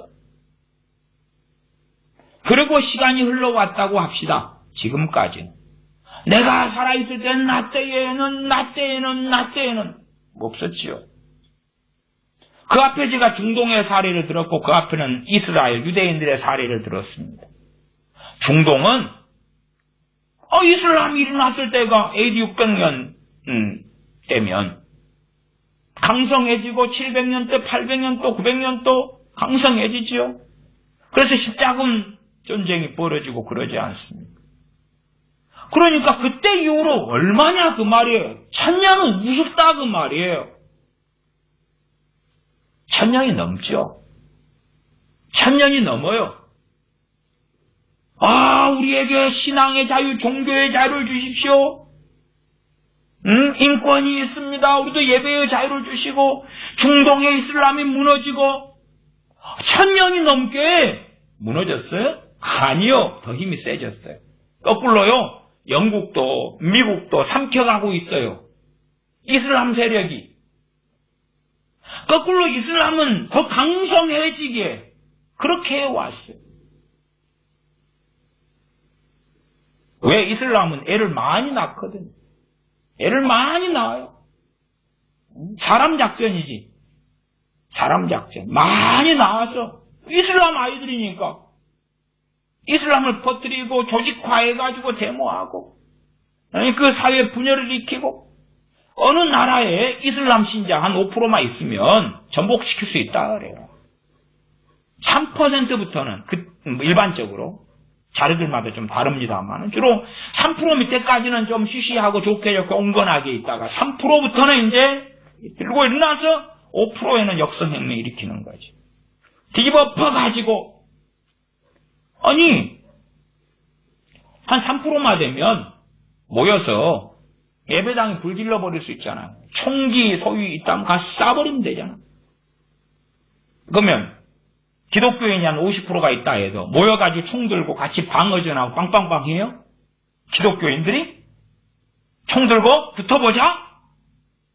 소수의 이슬람하고 다수의 기독교인이 싸우면 기독교인이 지지. 한 3% 되면 그때는 별로 볼 것 없어요. 걔들은 이슬람 코란과 율법에 의하여 수단과 방법을 가리지 않아요. 가리지 않아. 한 손엔 코란을 한 손에는 검을 칼을 쳐 죽여버리는 거예요. 너 알라 믿어? 안 믿어? 죽여버려. 불질러버려. 이걸 성전이라고 해요. 성전. 거룩한 존재. 그러면 이슬람 이후로 1000년 훌쩍 더 넘었는데 이슬람 깨져요? 더 깨져요? 제가 하나님의 심판을 예레미야 설을 가지고 쭉 해요. 하나님의 통치와 다스림과 심판의 원리를 말씀을 드려요. 그런 걸 알면 왜 세상이 이렇게 돌아가는 줄 알아요. 하나님의 무능해서는 절대 아니죠. 하나님의 심판 때문에 그렇지. 왜 문재인 정권이 이렇게 힘을 얻고 여당이 173석을 차지하고 광란에 빠졌냐 그 말이에요. 지금 얼마 전에 나왔잖아요. 이 여당 173석을 가진 이 여당 애들이 함께 이제 그 종전선언 하자고 촉구안 발의했잖아요. 그렇게 하는 거예요. 북한의 김여정이나 북한이 날뛰니까 우리 종전선언을 하면 이게 다 해결되는 거거든. 미국 트럼프나 이쪽에서는 지금 주한미군 철수 이야기 나오고 있습니다. 눈 가리고 귀 가린 사람들만 대한민국의 상당한 또 기독교인들은 와 대부흥이 오면 한 번에 다 그냥 엎어져 판 깨져. 어떤 자들은 그렇게 주장하더라고요. 하나님께서 통일한국, 선교한국, 복음 통일을 약속해 주셨다고. 어디에? 최소한 성경에는 없어요. 걔네들은 계시받았다네. 계시받았다네. 하나님이 약속해 주셨으니까 이루어 주실 거예요. 그런 식의 계시는 500년 전, 700년 전, 1000년 전 유대인들도 무진장 받았어요. 메시아를 통한 메시아의 시대를 꿈꾸었죠. 다윗 왕국 같은 그 시대를 꿈꾸었고, 또한 많은 사람들은 그러한 대부흥이나 그에 준하는 것을 꿈꾸었어요. 왜? 자신의 나태한 신앙에 대한 책임을 하나님께 떠넘기기가 가장 좋은 거거든. 자신의 깨어있지 않음에 대하여 부흥 오면 나는 자연적으로 깨어있게 될 거야. 그러니까 내 깨어있지 않는 거 염려할 거 없어. 염려할 거 없어. 하나님이 나 깨워줄 거거든. 깨어있지 않는 거, 살아있는 믿음과 신앙생활 하지 않는 거 괜찮아. 그냥 태만하게 살다가 어느 때 되면 하나님이 날 너무 사랑하시니까 대부분 같은 걸 줘가지고 확 깨어나게 만들고. 그래서 역사를 공부해야 되는 거예요. 그래서 역사를 공부해야 되는 거예요. 아니, 역사를 크게 공부할 것도 없어요. 상식만 있으면 아는 거예요. 상식만 있으면. 전 세계 역사가 언제까지 흘러갈지는 몰라요. 몰라. 앞으로 전 세계에 사는 사람들은 수백 년, 수천 년 이상의 세상을 꿈꾸잖아요. 그러나 우리 크리스천들은 결코 그럴 수는 없죠. 그럴 수는 없어요. 수천 년이 앞으로 이 지구가 이어져 갈 거라 택도 없는 이야기죠. 수백 년도, 그것도. 기껏해야 100년 이리저리 될까요? 아니면 임박한 주님의 재림으로 간다면은 몇 년 안이 될지도 모르죠. 몇 년 안에 대환란이 일어나면 그 다음에는 7년이지 뭐. 그리고 이제 저는 천년왕국에 대해 설교했습니다만은 어쨌든 천년왕국 때 돼도 이 세상은 거의 보편적 우리가 아는 세상은 끝난 것이지. 그러나 저는 천년왕국에 대해서도 대부흥의 결과물이 나면 그런 것하고는 상관없는 것입니다. 천년왕국을 문자적으로 보든지 상징적으로 보든지 간에 최소한 이 땅의 역사 가운데 마지막으로 가장 끔찍한 것은 7년 대환란 때가 되겠지. 주님께서 마태복음이나 누가복음 등에서 언제 대부흥을 이야기했습니까? 환란이 올 것이라고, 핍박의 시대가 올 것이라고. 주님 때문에 주님께서 그 집안에 검을 주시기 때문에 5명이 집안 식구가 있으면 둘이 셋과 셋이 둘과 분쟁하고 싸우게 될 것이라고. 산상수훈의 팔복에서도 의를 위하여 핍박을 받는 자 마지막 복이 무엇입니까? 나를 위하여. 주님께서 주님 자신을 가리키셔서 나를 위하여 핍박받는 자는 복이 있다고. 주님을 위하여 핍박받는 시대를 말씀하신 거예요. 대한민국의 크리스천들은요, 더 좋은 시대가 도래하기를 바랍니다. 그러나 제가 지난 시간에도 설교했습니다만은 대한민국의 크리스천들이 꿈꾸는 거요, 그의 반만 이루어져도 북한 교인들은, 북한 지하교회 교인들은 유토피아인 줄 알 것입니다. 천국인 줄 알 것입니다. 중동의 지하교회 교인들은 유토피아인 줄 알 것입니다. 지금 대한민국 교인들은 누리고 있는 것에 반만 누려도, 아프리카에도 북부 쪽은 이슬람이 장악했지요. 거기에도 지하교회 교인들이 있지 않습니까? 나이지리아 같은 곳은 기독교인도 많습니다만 이슬람 세력도 강해서 난장판이지요. 나이지리아 기독교인이 언제 몇 명이 죽었고, 언제 불타 죽었고, 언제 맞아 죽었고, 뜸하지도 않습니다. 너무 자주 일이 벌어져가지고. 그런 아프리카의 기독교인들, 혼합주의 속에서 자기를 지키려고 하는 기독교인들부터 시작해서 이슬람과의 극심한 탄압과 핍박 속에서 견뎌내는 기독교인들, 그들의 이 대한민국 크리스천들이 누리는 것에 반만 누려도 천국이 도래한 줄로 알 것입니다. 그러나 가진 놈이 더하다고, 있는 놈이 더하다고 대한민국의 상당한 크리스천들은 대부흥을 원하는 것입니다. 다른 말로는 하나님 임재지요. 임재. 아니면 기름 부음도 그렇습니다. 대부흥이 오면 지금 우리가 너무 적게 누리고 있는데 더 누리게 될 거야. 기도는 다고 아닙니까? 더 많은 걸 주십시오. 더 많은 걸 주세요. 직장이 지금 없는데요. 사실은 대한민국에서 직장 없다고 굶어 죽습니까? 안 그러죠. 과거에는요. 가족 7명이면 7명에 한둘이가 직장이 있고 그랬어요. 한둘이가. 그러면 이제 굶지 않고 사는 거지. 그 다음에 일당일이 있다가 없다가 그랬어요. 있다가 없다가. 저축해 놓은 거? 부자들은 몰라도 서민들이야 그런 거 없지요. 하루 벌어서 하루 먹고 사는 거지. 지금은 그래도 가족들이 있으면 다수가 직장이 있고 소수가 직장이 없고 그러지. 젊은 애들은 편한 공무원 원하니까 이번에 공무원 시험 응시를 한 30만 명 했다던가요. 어마어마한 숫자가 응시했지. 막 개떼처럼 달라드는 것이지. 그 가운데 크리스찬들도 많겠죠. 하지 말라는 이야기는 아니에요. 뭐 할 수 있으면 해야지. 공무원이든 뭐든 간에. 근데 원하는 것은 지금보다 더 재밌는 영화가 나와야 되지. 지금보다 더 재밌는 드라마 연속곡 나오고요. 음악 나오고. 지금보다 더 아름다운 자연경관들이 개발돼야 돼. 관광지라는 게 터놓고 이야기하면 다 인위적인 것들이에요. 인위적인 것이 가미되지 않으면 관광지는 제대로 될 수가 없어요. 여기 뭐 멕시코 깐쿤인가 뭔가 거기 가면 다 아름답다는 것이 뭐예요? 자연 환경을 배경으로 하지만 그 앞에 호텔이 지어졌고 펜션이 지어졌고 뭐 되니까 그렇지.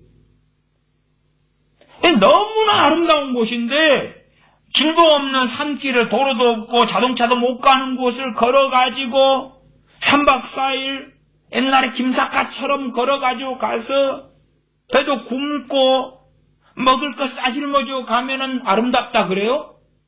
택도 없는 이야기지요. 그렇게 아름다운 곳이 있어도 사람이 금방 가고 비행기로 가고 호텔에 있고 리조트가 있고 식당 레스토랑이 있고 그래야지 관광지인 거예요. 그러지 자연 그대로 보존되면 거기 어떻게 가는데? 걸어서 가? 어떻게 가는데? 자연 보조가 너무 보호가 잘 됐기 때문에 조금 가면 악어가 나타나서 호랑이가 나타나고 사자가 나타나고 보호가 너무 잘 됐으니까 진짜는 아름다울 수 있지. 그 아름다운 곳들 가능 나왔잖아요. 저도 몇 번 보았던 것이 그 정글의 법칙인가 이런 걸 봅니다. 정글의 법칙 드론 띄워가지고 그 연예인들이나 뭐나 무인도 같은 데서 지내는 거 보면 자연공간 얼마나 아름다워요. 그치요? 아름다운 건 많아요. 바나나도 하나 구하려고 막 밀림 속에 들어갔더니 아름다운 폭포가 막 흘러요. 너무 멋지죠? 그러면 그 친구들이 거기서 먹고 살고 생활하려고 얼마나 고생하는 것도 보잖아요. 말하자면 먹을 게 없어요. 먹을 거 하나 구하는 거 힘들어. 자연경관 아름다운데 뭐 경치 보고 배불러요? 펜션이 있고 리조트가 있고 식당이 있고 레스토랑이 있고 배가 쉽게 다니고 그래야지만이 자연경관이 아름답지.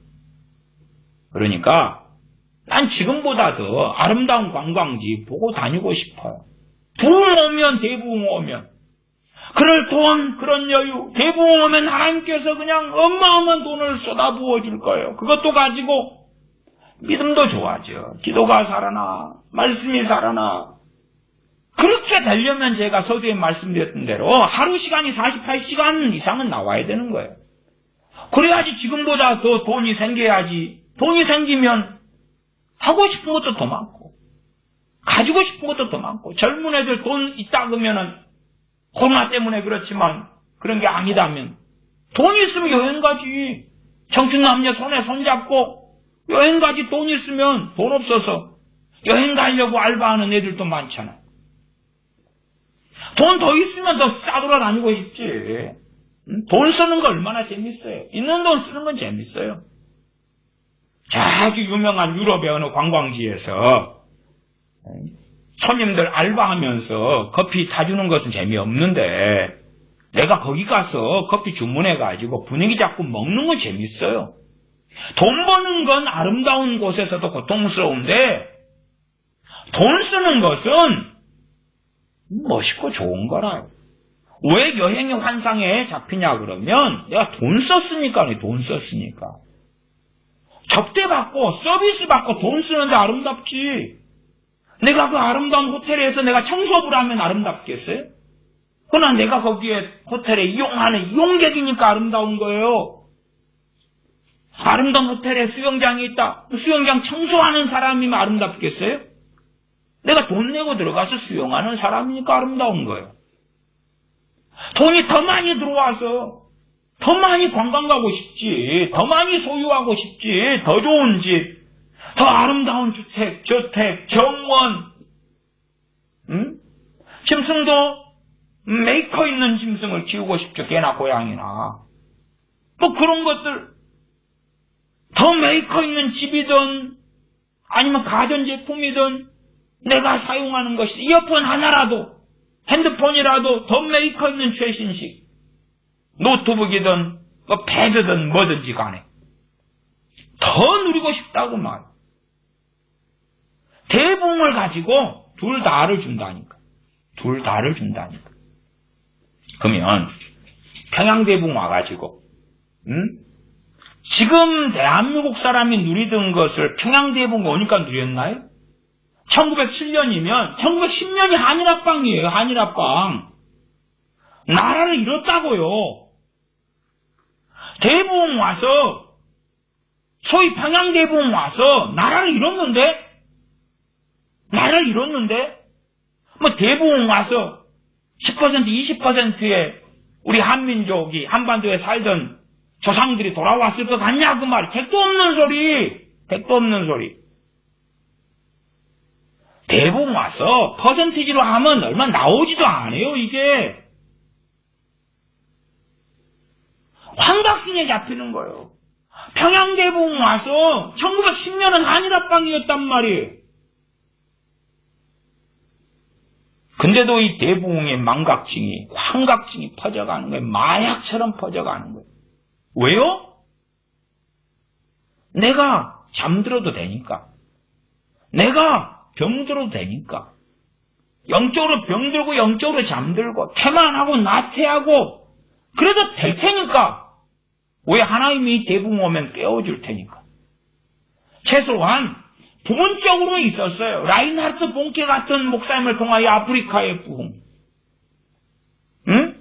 이 18세기의 위대한 영적 부흥.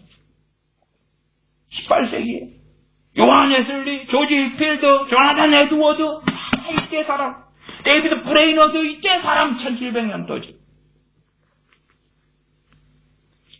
그런 것을 가지고 꿈꾸고 환각증을 가져요. 아니, 1700년도에 미국에 대각성운동이 있었다고 합시다. 그 다음에 바로 지금의 전 세계적인 미국이 만들어졌어요? 그런 거 아니잖아요. 그런 거 아니에요. 그런 거 있은 다음에 교회는 영적으로 쇠락하고 무너지지 않았어요? 무너졌어요. 미국의 대부분의 신학교들도 얼마 지난 다음에 자유주의 물결 속에 넘어가고 무너져 왔어요. 지금 미국의 신학교 수익칠 가치 자체가 없어요. 무슨 환각을 꿈꾸냐고 막. 다 자기 살아있을 때는 자기 세대를 꿈꾸었어요. 내가 죽은 다음에를 뭘 신경 쓰나요? 특별한 어떤 사람들 말고는 신경 쓸 일도 없죠. 정치인들이 지금 정치 인생 끝난 다음을 생각하나요? 지가 정권을 잡을 때만 생각하는 것처럼 우리 사는 사람들도 마찬가지. 기껏해야 자기하고 자기 자식들 정도만 신경 쓰지. 뭐 손주까지 신경을, 나이 든 할머니들은 신경 쓸지 모르지만 그건 손주 뭐 사탕이라도 안 해주는 거지. 손주들이 나중에 늙었을 때는 어찌 될까? 그런 거 생각합니까? 그런 거 생각하면 지금 대한민국 정치판이 이렇게 안 됐지요. 이렇게 안 됐어. 빚 끌어내다가 돈잔치하는 그 못된 짓거리 속에는 안 들어갔겠지. 다음 세대는 뭘 신경을 써요? 내 있을 때 잘 먹고 잘 사는 거지. 다 자기가 살았을 때는 자기가 당대의 세대라. 그리고 자기가 살았을 때는 크리스천들 이야기입니다. 대각성 대부흥을 상당수를 다 꿈꿔왔어요. 주님의 휴거, 재림, 휴거 기다리는 사람들도 역사적으로 계속 이어져 왔어요. 반복되어 왔어요. 물론 저는 지금 제가 당대의 세대이기 때문에 제 살아있을 때 주님 재림이 있지 않을까 그렇게 저는 생각해요. 저 당대의 세대니까 저도 인지상정이죠. 물론 저는 대부흥은 동의하지 않습니다. 웨일즈 부흥이나 평양 대부흥이나 다 부분적인 국소적인 부흥이에요. 그런 건 있을 수 있다. 있을 수 있다. 나는 부흥을 그런 부흥을 믿는다. 그러나 대부흥은 믿지 않는다. 아니 인류 역사 속에 한 번도 없었는데 한 번도 없었는데 한 번도 그 다음에 대부흥이란 이야기는 그 환각증은 전 지구상에 다 있다는 이야기예요. 전 지구상에. 그러면 중동이 그냥 무너지겠죠? 이슬람 세력이 그냥 무너지겠죠? 저 세속화된 미국이 그냥 회개하고 돌아서겠죠? 영국도? 독일도? 동성애 저 샌프란시스코가 막 회개가 터진단 말이에요? 미쳤나? 그런 일이 있게? 없어요, 그런 거. 아프리카에게 토속 신앙에 혼합주의에 사로잡힌 자들이 갑자기 자고 일어났더니 대부흥이 왔다. 그래가지고 말씀으로 돌아와 버리고 회개가 터지고 말씀이 깨달아지고 알아지고 믿어져 버리고 그런 게 있다고요? 가톨릭에 잡힌 남미 같은 나라들이 갑자기 대부흥 왔다니까 마리아상을 갖다가 밖에 집어넣어 던져버리고 예수상을 갖다가 집어 던져서 깨뜨려버리고 성상 유물들 갖다 던져서 불태워버리고 언제요? 사마리아에 있었던 일들처럼. 그래가지고 갑자기 회개하면서 정말 마리아 우상숭배 회개합니다. 가슴을 치고 마음을 짚고 회개하고 남미에서 미쳤는가비요. 미쳤는가비요. 최소한 남미에서 소수로 신앙생활하는 크리스천들은 그런 것 꿈 안 꿉니다. 왜? 말도 안 되는 개소리라는 것을 현실적으로는 그래도 상당수가 이해하니까. 상당수가 이해하니까. 주로 대부흥을 믿는 사람들은요. 주로 어느 계통이냐 그러면 배부른 자들이. 배부른 자들이 더 배부르기 위해서 그래서 주로 미국하고 한국이라. 미국하고 한국. 배불러서, 배가 불러서 터지기 직전인데 부족하다는 거예요. 거머리의 두 딸들처럼, 거머리의 두 딸이 거머리지. 붙어가지고 피를 빨아대는데 배가 터질 때까지 빨아대는 거라. 부족하다는 거예요. 다른 곳들의 많은 기독교인들이 꿈꾸던 것을 이미 실현한 걸 뛰어넘어버린 미국의 기독교인, 대한민국 기독교인들인데 부족하다는 거예요. 그래서 원하는 게 대부흥이지. 그러니까 먹혀 들어가는 거예요. 신사도의 대부흥이든 80년대부터 뭐 그전부터지만 80년대 그렇게 부흥 달라고 외쳐왔던 그 교인들, 목사들, 크리스천들. 왜? 부흥 오면 그냥 기도를 하려니까 1시간 기도한다 그러면은 그냥 기도를 1시간을 했다고 생각하고 눈을 떠서 시계를 보니까 5분 지났네. 다시 주여 그렇게 기도하는데 아이고 3시간 했겠다. 그리고 눈을 떠보니까 플러스 2분 5분 더하기 이제 2분 7분 총 7분 지났네. 주여 아이고 기도생활 너무 힘들어. 대부흥 오면 기도생활 너무 쉬워지는 거지. 말씀 봐도 읽고 성경 통독해도 검은 건 글자고 흰 건 종이네. 뭔진 모르겠다 이거. 진짜 몰라. 성경 공부 아이고 어렵네. 신학책 봐도 이게 무슨 이 소리야. 이상한 소리가 더 많고. 대부흥 오면 말씀이 알아주고 믿어주고 깨달아져 버리고 오케이 할렐루야. 자식들한테 야 기도생활 좀 해라. 예배당에 나가라. 말씀 좀 봐라. 안 해요 엄마. 게임할 거예요. 공부 좀 해라. 안 해요. 억지로 끌고 자는 놈 끌고 억지로 가기 싫다는 놈 끌고 예배당에 갔는데 대붕이여 오소서. 오면 이 자식들이 갑자기 엄마 기도하고 싶어요. 아이고 너무 주님 사랑해요.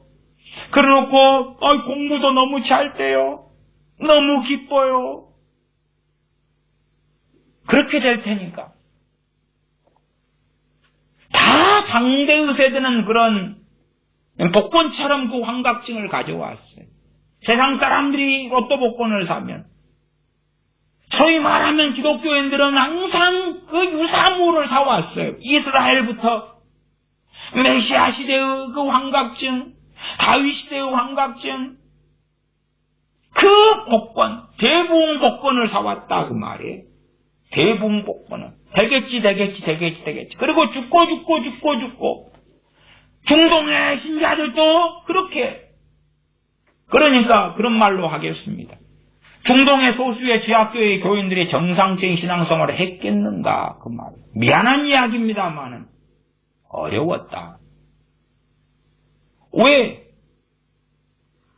그들이 기도했는데 응답되지 못하고 인생이 마쳤지요?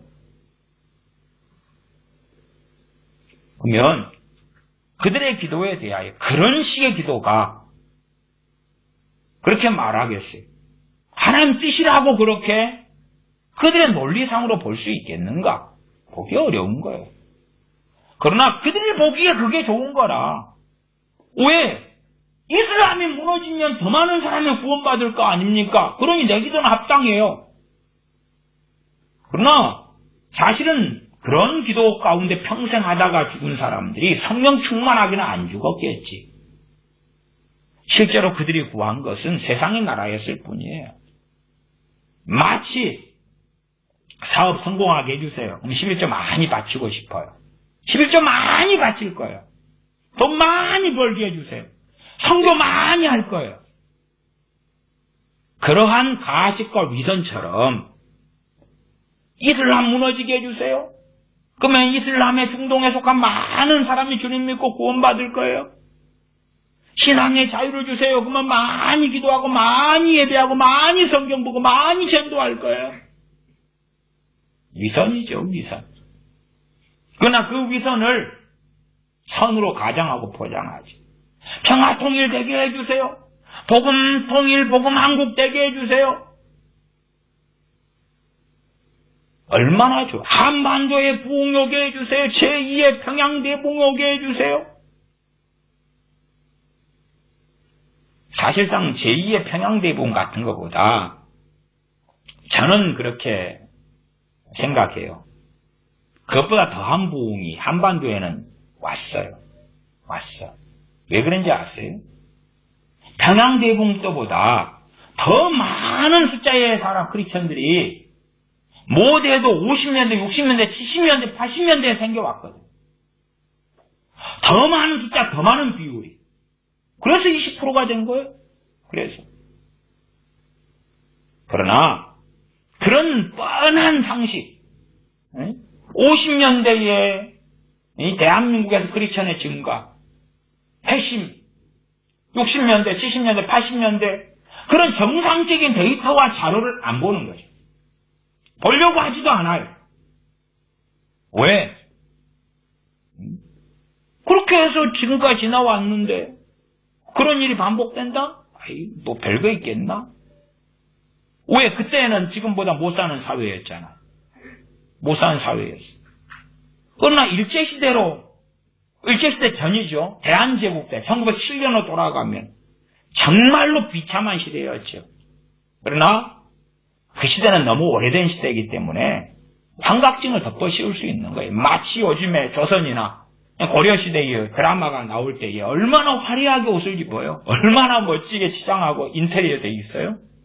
그런 것처럼 온 천지, 한양천지라면 거기에 똥구더기가 되고 똥냄새가 진동을 하는 그 더럽고 추접한 조선의 수도든 고려의 수도든 그런 곳들인데 개성이든 뭐든지 간에 평양이든 그런 것을 갖다가 아름답게 미화를 한 것처럼 그렇게 하는 거예요.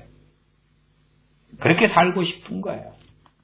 그러니까 점점점 어려워질수록 곧 대부흥 와서 모든 걸 제자로 돌릴 뿐만 아니라 더 아름답게, 더 놀랍게 해줄 것이다. 아니, 한 30년도 기껏해 지났을까 말까는 예루살렘 교회가 오순절 성령의 강림이 있던 교회가 사도 바울에 대하여 또한 이들의 믿음이 주님은 온데간도 없고 율법에 열심히 있었다.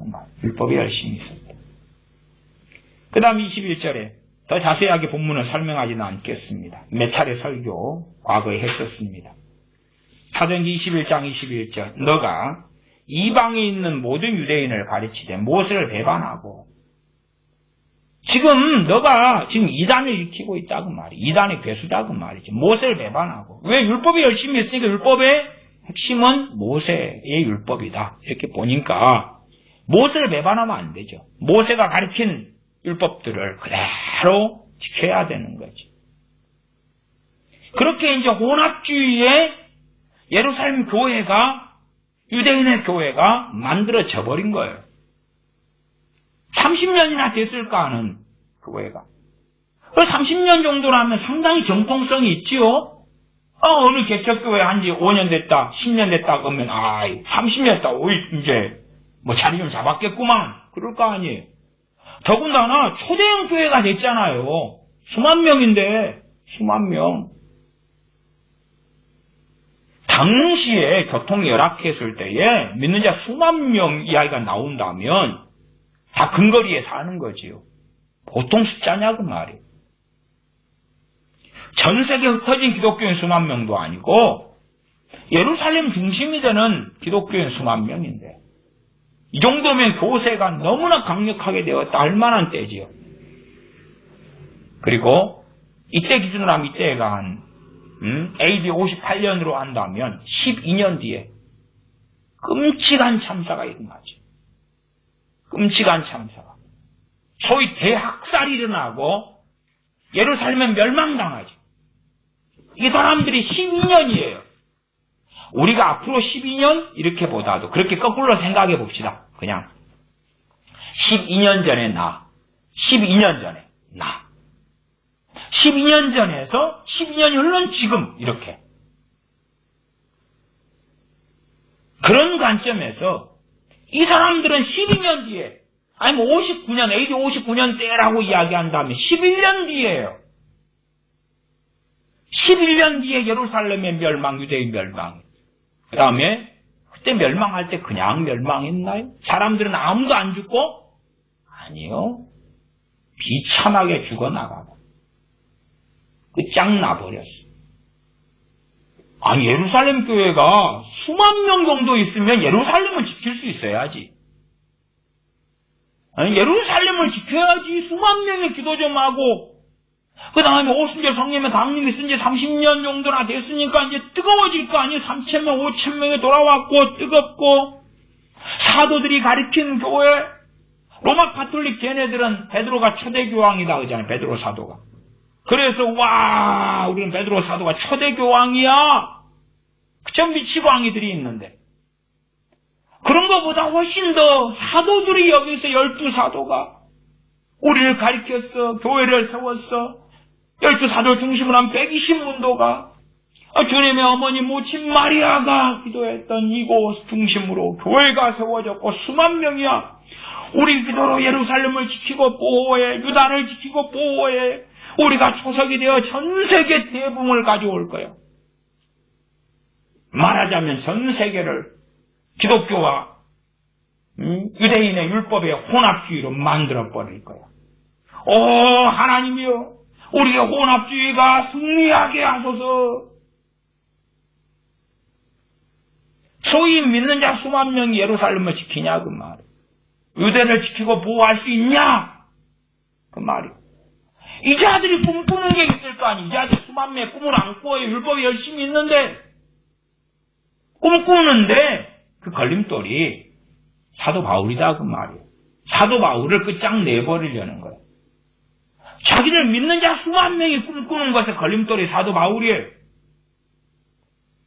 그래서 21절에 너가 이방에 있는 모든 유대인을 가르치되 모세를 배반하고 아들들에게 할례를 하지 말고 이들이 지키는 율법의 열심히 핵심 중에 하나가 할례인데 이방인들도 이제 알려줘야 돼. 이방인들도. 야, 예수 믿는다고 하지? 할래도 다 덤으로. 다 덤이 아니라 더 핵심으로 줘야 돼. 줘야 돼.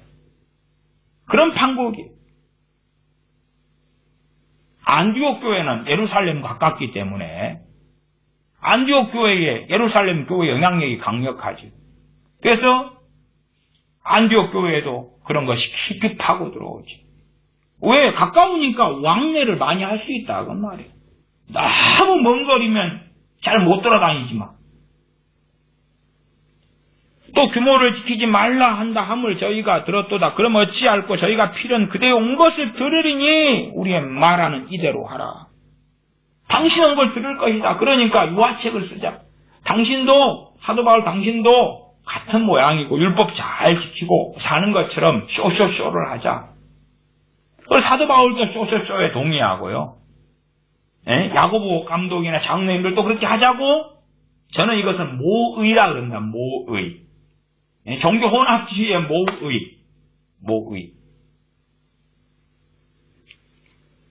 가이사랴 감옥에 사도 바울이 2년간 갇혀 있습니다. 저는 이제 저 해석은 어떻게 하냐 그러면 그것을 징계로 봅니다. 징계. 왜? 종교 혼합주의 들어갔죠. 혼합주의 야합을 했죠. 야합을 했어.